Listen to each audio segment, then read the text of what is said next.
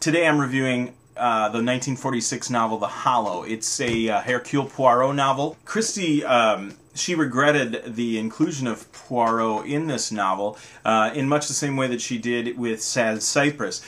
These two novels kind of share kind of a literary kinship in that they're both very character-driven, a little bit more somber, even though this one has some really good humor in it, and Sad Cypress is, I think, a very serious novel. Poirot in these, he's a bit more incidental. I don't think he ruins The Hollow, and I guess had she not mentioned her dissatisfaction of having him in there, I don't know that I would have really had an opinion on it at all. But since she has put that out there, and since she did delete him from the subsequent stage play that she wrote based on the novel, I think, thinking about him, I like him in it. He's not too intrusive. He gets to kind of sit back and watch. He's an interesting person for these people to deal with. But Poirot is always a little bit at odds with country life. It's the sort of thing you'd see maybe Inspector Battle involved in. Now, the title of the story comes from the name of one of two important houses to this novel. The Hollow is the country estate of Sir Henry and Lucy Anketel. And Sir Henry is a gun enthusiast, kind of your typical country squire. He likes to go hunting and shooting and all of this. And then his wife, Lucy, is a rather, she's a rather odd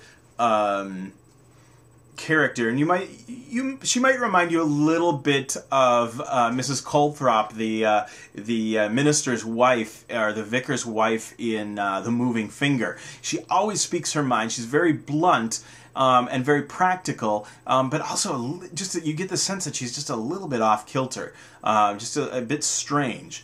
The other important house in this novel is called Ainswick, and that's the home that Lucy grew up in as a child. It is now owned by one of her cousins, Edward Anketel, because of course the house passes through the male heirs. And so Edward has it, and he's got, there's another cousin whose name escapes me at the moment. He's not a very important character, so I don't know why he's in it, but he's this young undergraduate who's kind of dissatisfied with everyone and everything, a bit of a communist.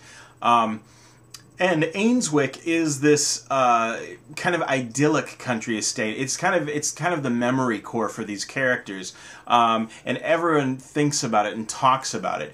First, I'll introduce the other characters and then talk a little bit more about that. We also have John Christo, who is a doctor in Harley Street in London. He grew up in the country here too. He and Edward were always a little bit at odds because John is very vital and alive and popular and successful, and Edward is a bit more cerebral, bookish, shy, not really a ladies' man. And John Christo is also working on finding a cure for Ridgway's disease, this kind of wasting disease, and he just gets so excited talking about this. And amid all of his success, he does have one big failing. It's that he is kind of a wayward husband. He has this devoted wife, Gerda, who's a very nervous character, who's always getting things wrong, who is a little bit simple in the head. It's devoted to John and to their two children. But it just has no clue what's going on. And John married her because he does love her and he sees that she needs to be looked after. However, he is also involved with a young woman named Henrietta, who is a childhood friend, who Edward is also in love with. Henrietta is now an artist. She does sculptures in clay and lives in London. And so she's conducting this affair with John. She's devoted to John as well, but she's a very independent-minded person. So she deals with her emotions and her love in different ways, and it's generally done through her art. We also have a poor relation named Midge. Midge is a young woman. I think her father lost all of his money, and Her mother died at quite a young age, and now she's working in London at a dress shop. Everyone in the family loves her, and they, she comes down on the weekends, but she just feels the difference to this family, even though she cares about them. So we have all of these interesting characters, and this Ainswick, this other home next to the Hollow, is a very important place for Henrietta and John and Edward and Lucy and Midge, because they all would go there as children. And there was this, and Henrietta was even into art as a young girl, and she would draw this rather kind of palm-like tree that she'd call Yggdrasil, and it's something that she has a habit of drawing, and it's too bad she has that habit, because the image keeps popping up at the crime scene. So that makes her kind of suspect number one. But on to the crime, anyway. What happens is that Poirot has taken a house in the country, a weekend house, and he's just trying out this whole country thing on the weekends. And he's invited by Lucy over to the house. And the night before, John Christo met an old flame who has also moved to the country, an actress from Hollywood who's recently moved back to England. He follows her home, has a one-night stand with her, comes back at about 3 in the morning, and then the next day, he goes to talk to this actress and tells her it's over, that was just a one-time thing, he loves his wife, he wants to stay with her. This woman's very jealous and angry at him, and vows to take vengeance.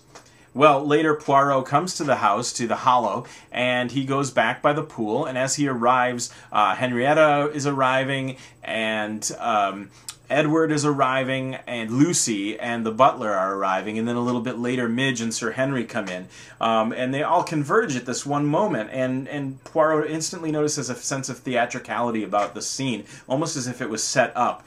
By the pool there's a body. Emanating from the body is blood that's slowly dripping into the pool and staining the pool water, and the body is John Christo, and standing over him with a gun in her hand is Gerda Christo, John's wife.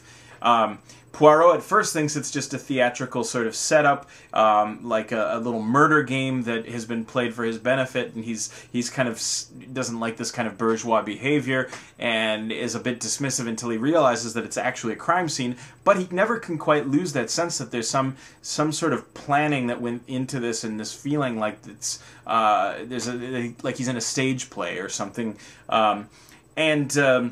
So he goes over there.